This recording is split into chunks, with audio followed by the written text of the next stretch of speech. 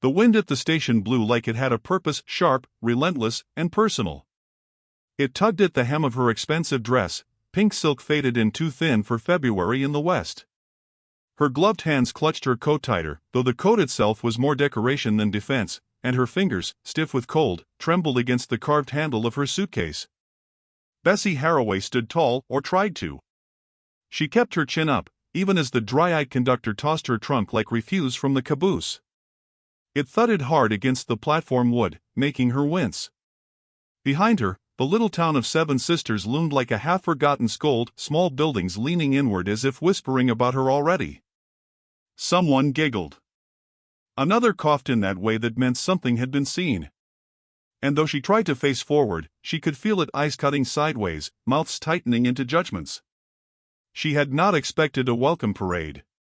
But this? This was exile with etiquette. He didn't arrive in a cloud of dust or with the weight of a stare. He walked silently, the way a man moves when he's used to his presence being neither welcomed nor wanted.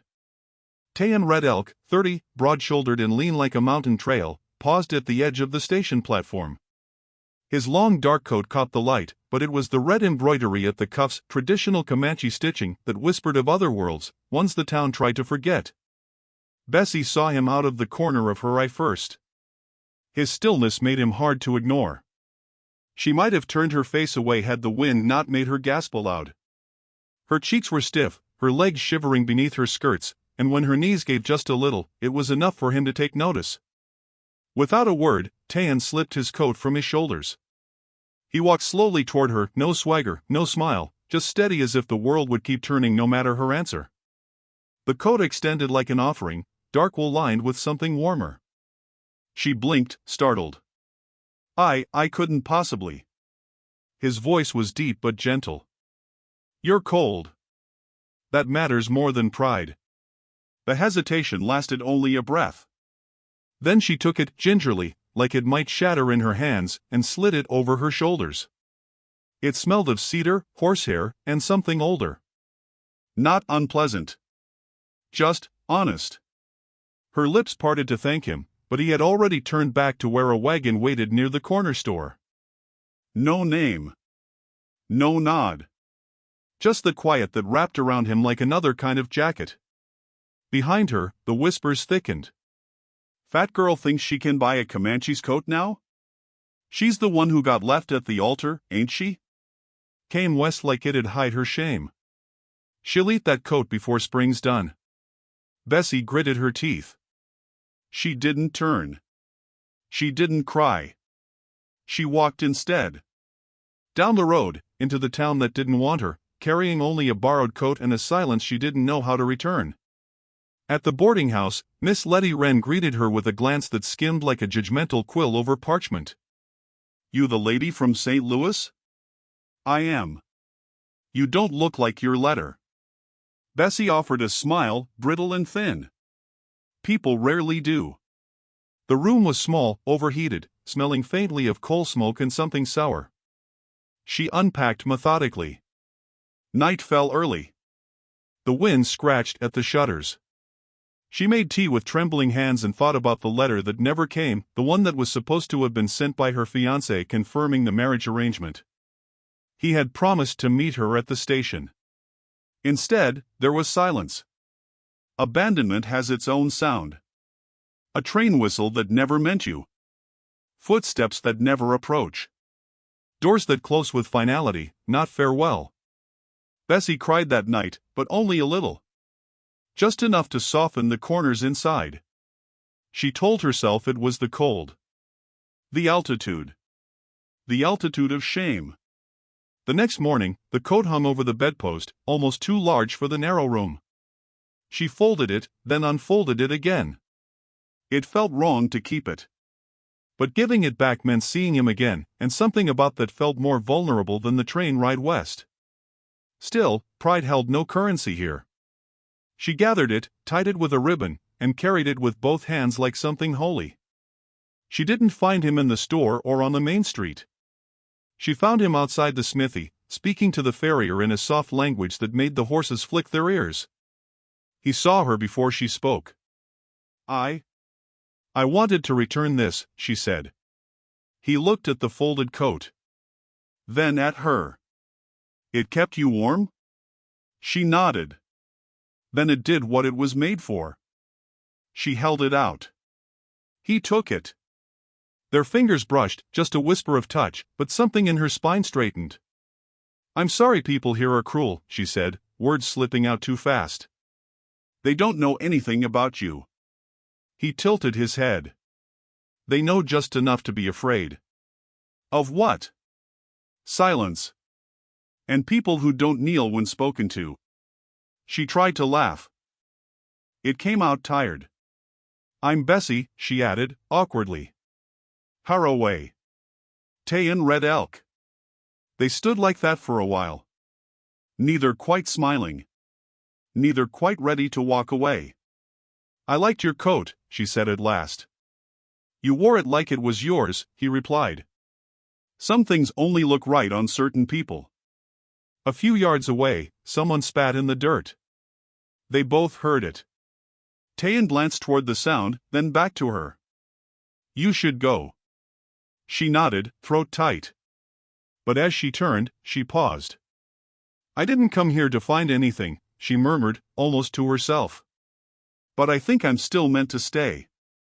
She didn't wait for him to answer. Just walked down the dusty road, spine straight, steps measured. At her window that evening, as she watched the last golden streaks vanish behind the hills, she touched the sleeve of her dress, still holding the scent of cedar. She whispered his name once. Just to see how it sounded in the room. Tayan. And for the first time in weeks, she smiled without anyone watching. Tomorrow would bring more whispers. More glances. But something had shifted. Maybe the world didn't have to change all at once. Maybe it just started with a jacket. And a man who didn't speak to her shame, but simply didn't see it. The name Haraway once opened doors in St. Louis, velvet parlors, tea gardens, and shaded verandas where women pinched sugar cubes between pale fingers and pretended their lives weren't unraveling at the seams. But out here in Seven Sisters, the name meant nothing. Or worse, too much. It draped over Bessie like a faded signboard nailed to the wrong storefront, calling attention she no longer wished to hold. People noticed her the way they notice a cow gone lame. Not with pity, but with calculation. They whispered the way folks do when the wind carries judgment better than conversation. Haraway money, and not a ring to show for it. Came alone. She's hiding something. That Comanche gave her a coat. Maybe he's looking to buy in. She tried to ignore it. But names in the West held weight like iron brands, sometimes burned into you by the mouths of strangers. Miss Letty, ever so helpful, hinted she might make herself useful helping in the kitchen or with the linens. Not work meant for someone who had once dined beneath chandeliers, but Bessie took it. Pride was a luxury. Bread was not. Her hands grew red and raw, her dresses damp with soap and lye.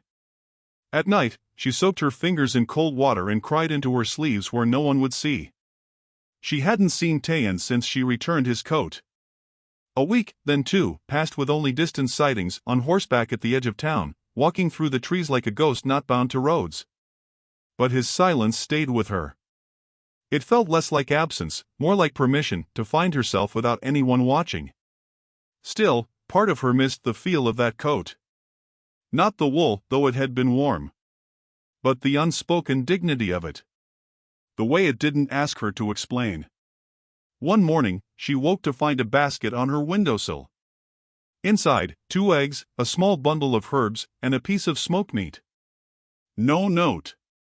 Just a strip of red cloth tied in a knot the same color as the stitching on his coat. She pressed it to her chest. Then tucked it beneath her pillow like something sacred. That same day, she walked further than usual, past the smithy, past the silent stairs, past even the outer fence line that circled the town like a noose. She didn't plan to find him. But she did. He stood by the river, sleeves rolled, skin sun-darkened and glistening from hauling stones. A new crossing bridge, she guessed. Or maybe just work for work's sake. She didn't announce herself.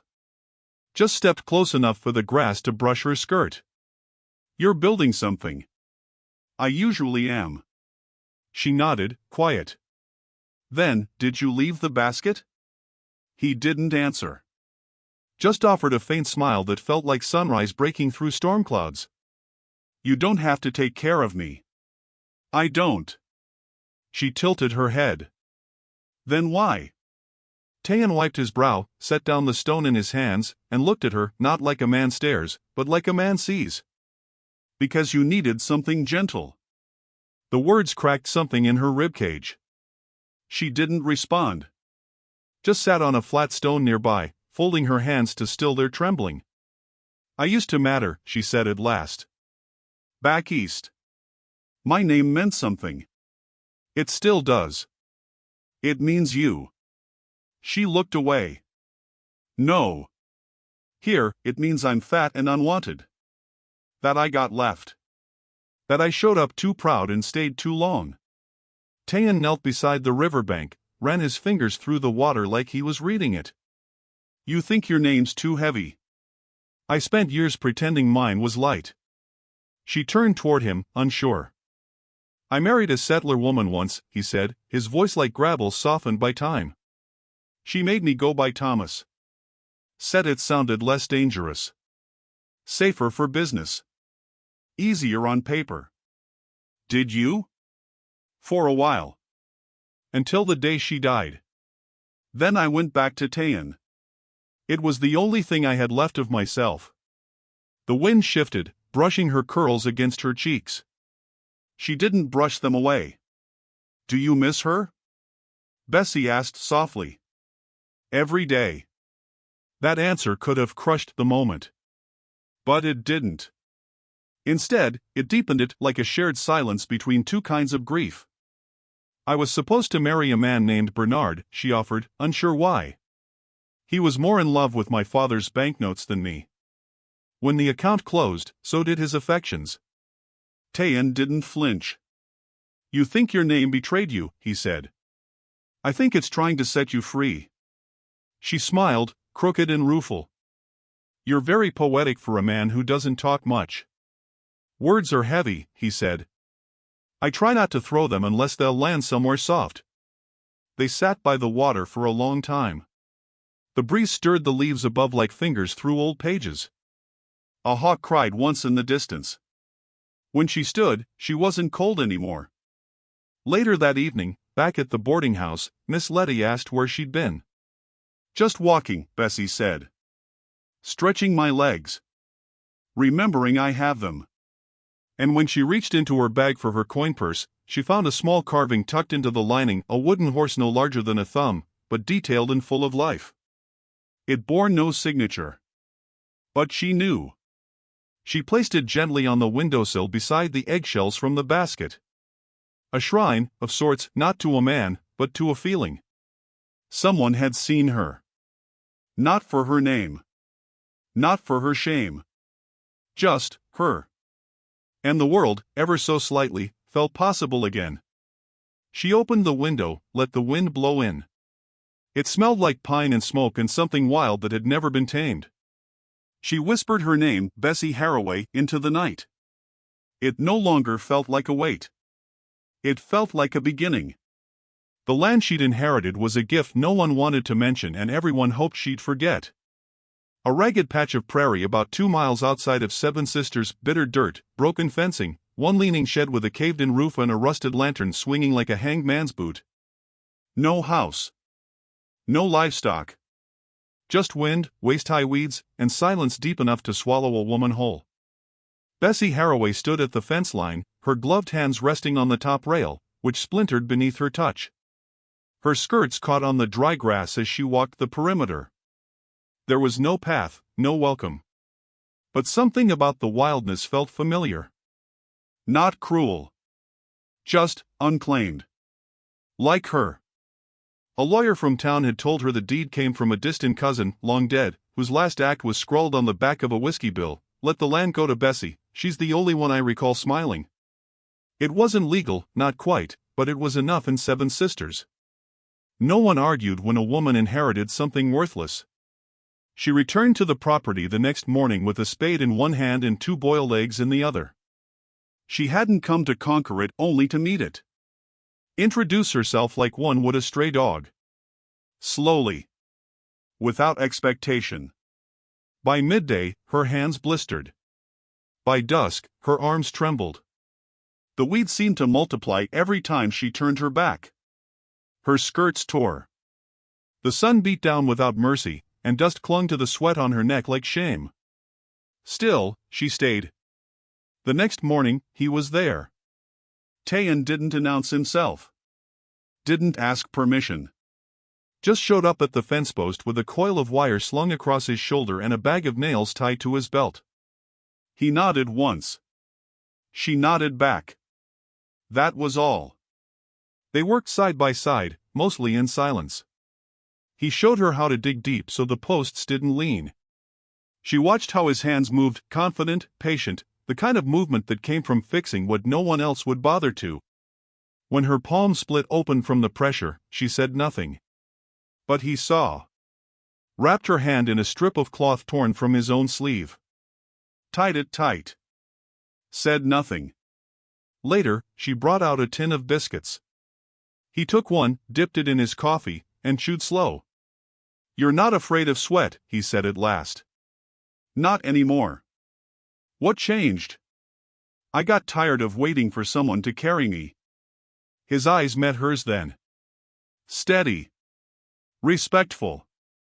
A flicker of something unspoken passed between them, too shy to be called hope, too strong to be ignored.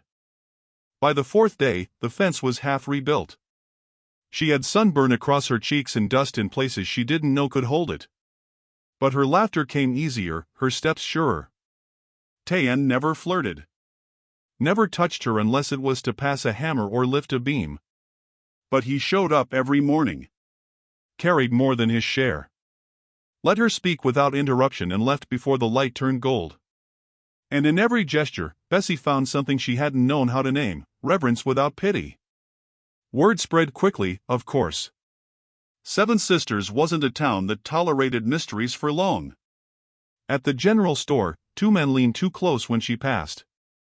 "Hard work makes a woman hungry," one muttered. "Maybe she's got a taste for red skin now." She turned, slow and deliberate.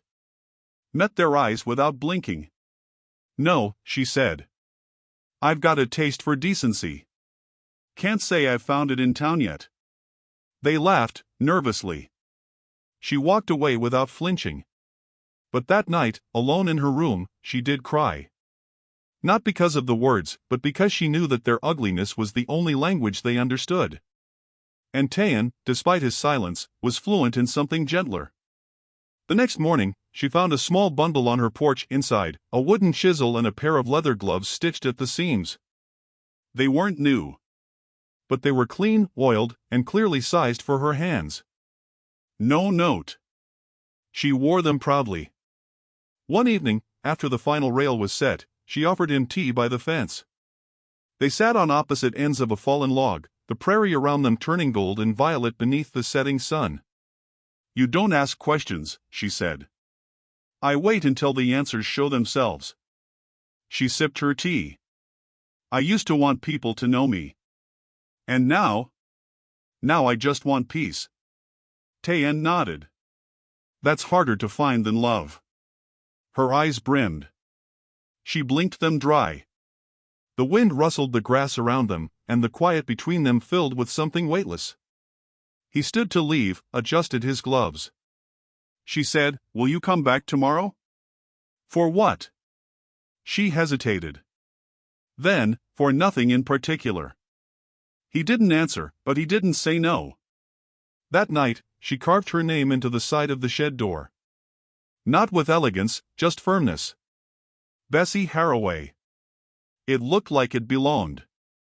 And she realized this land had never been wild. It had just been waiting for someone who saw past its mess. Like her. In the morning, a small wooden carving sat beside her door. A horse again, but this time, it wore a tiny saddle with two letters scratched on the underside, BH. She smiled, traced the curve with her thumb.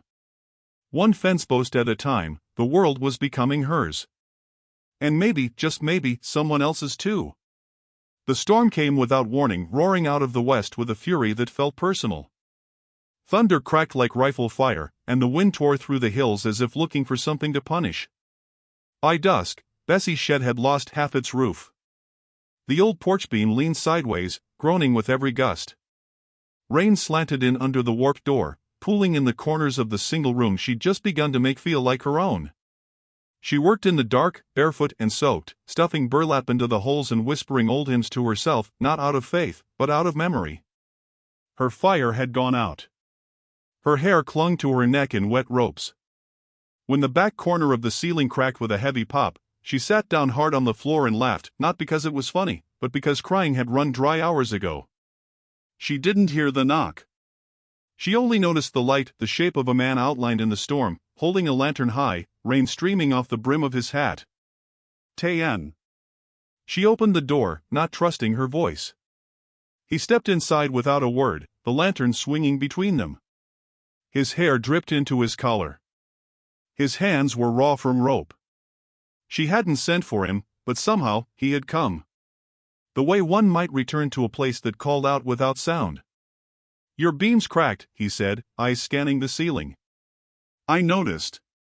Walls shifting. I figured." He set the lantern down and rolled up his sleeves.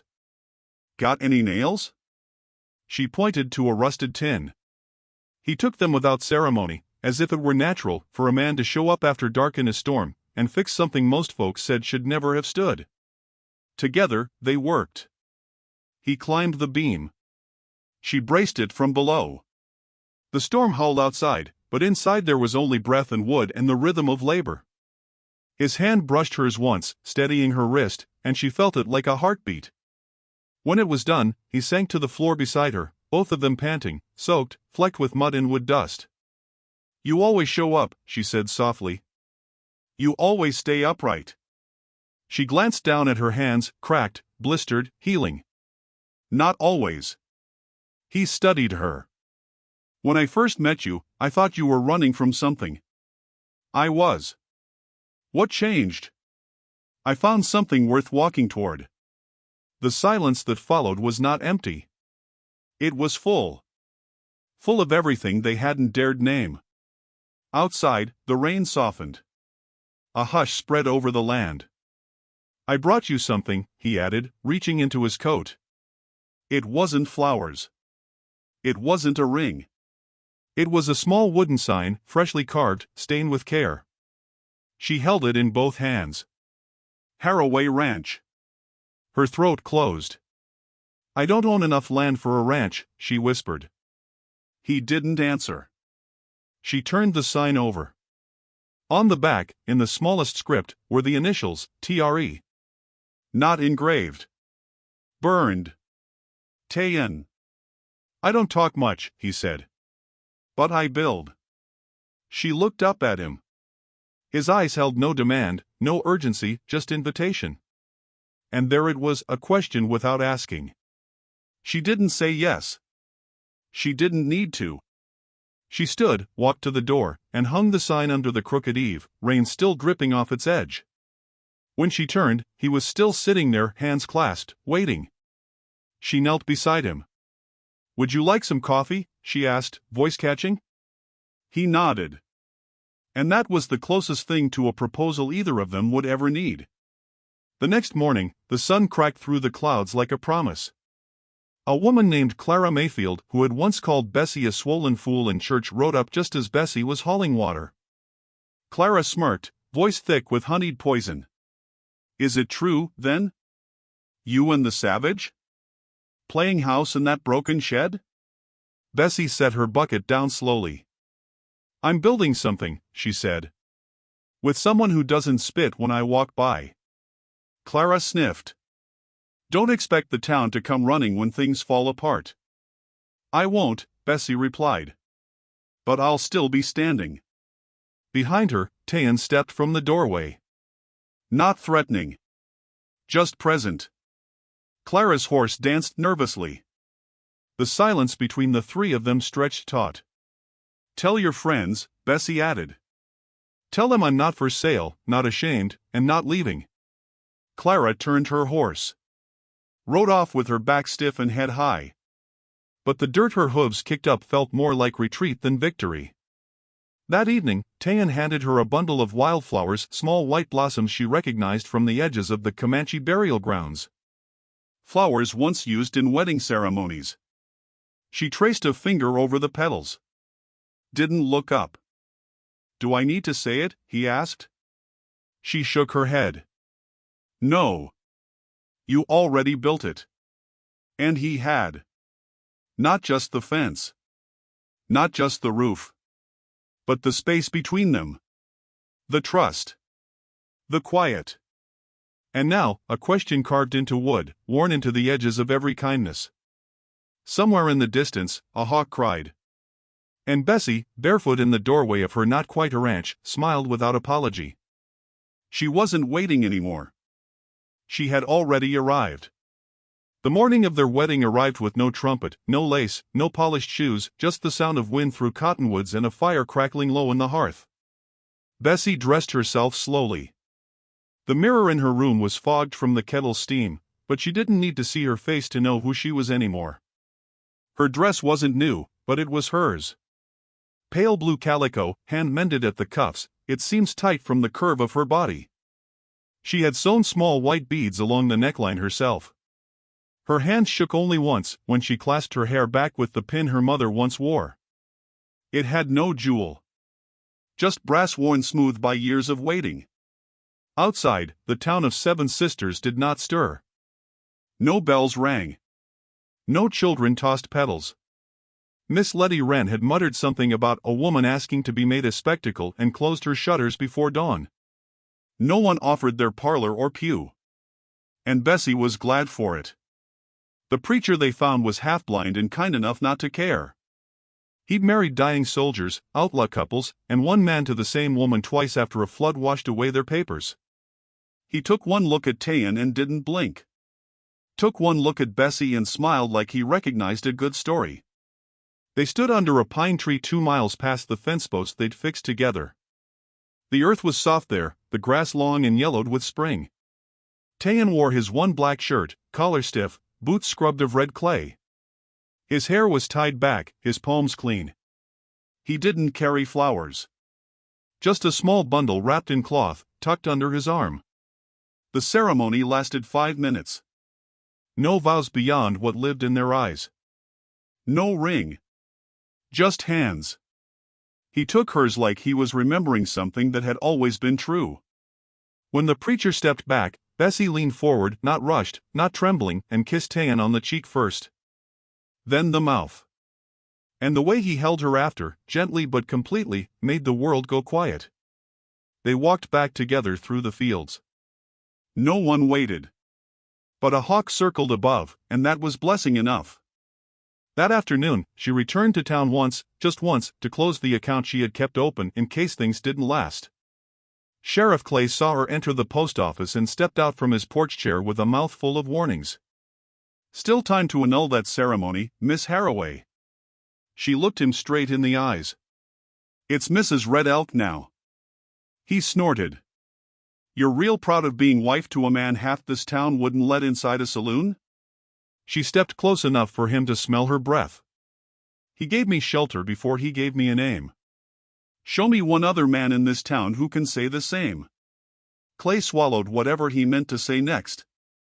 She tipped her hat. Left him standing like a scarecrow. When she returned to the ranch, the sign Tayan had carved now hung proudly over the doorway, Haraway Ranch. No one had taken it down. And no one ever would. That evening, they shared supper by the fire, salted meat, cornbread, black coffee. He reached into the bundle he'd carried all day and handed her something wrapped in muslin. Inside, the coat. The same one he'd draped over her that first day at the station. She held it like a memory. Folded it against her chest. The stitching had faded, but the warmth hadn't. He said, "It always belonged to you." She looked up, eyes full. "I never wanted a wedding," she whispered. "Not like the ones I was promised. I never wanted to be a husband again. But here we are," she said, voice trembling. "Here we are." And there was no need to say more. That night, they sat on the porch, listening to the land breathe. Behind them, the little house stood proud. Not big. Not fancy. But whole. And so were they. Later, beneath the stars, he lay beside her and pressed his forehead to hers. She asked, "Do you ever miss the silence?" He answered, "No. I still have it. It just sounds different now." She wept then, not out of sorrow, but relief. Out of the ache of being seen and chosen without being asked to shrink. In Seven Sisters, people whispered for years afterward. They whispered about the fat woman who arrived shivering and alone. About the Comanche widower who gave her his coat and never took it back. About how neither asked permission. And yet, they built a life that couldn't be ignored. Some said she bewitched him. Others said he tamed her. But the truth was quieter than that. They met in a place both had been forgotten. And instead of leaving, they stayed. Together. And in staying, they turned shame into shelter. And silence into home.